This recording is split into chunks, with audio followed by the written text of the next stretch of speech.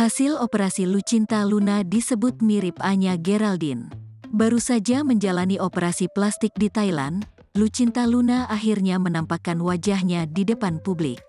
Dengan bangga, Lucinta Luna memamerkan wajahnya yang telah selesai menjalankan operasi. Melalui akun Instagramnya, Lucinta Luna membagikan bentuk wajah terbarunya setelah operasi. Alih-alih berharap mendapatkan bentuk wajah seperti Lisa Blackpink, bentuk wajah terbaru Lucinta Luna justru dicap mirip Anya Geraldine.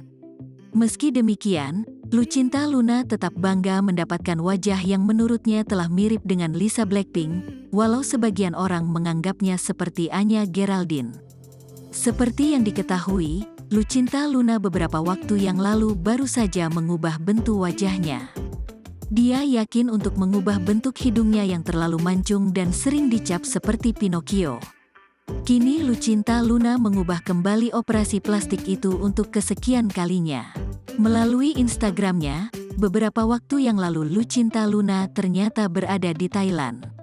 Saat itu, dia sedang berkonsultasi dan hendak menjalankan operasi wajah.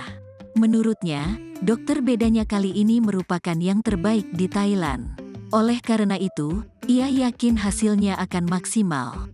Dia meyakini bahwa dokter tersebut sudah paham akan keinginannya untuk mengubah wajahnya menjadi seperti Lisa Blackpink.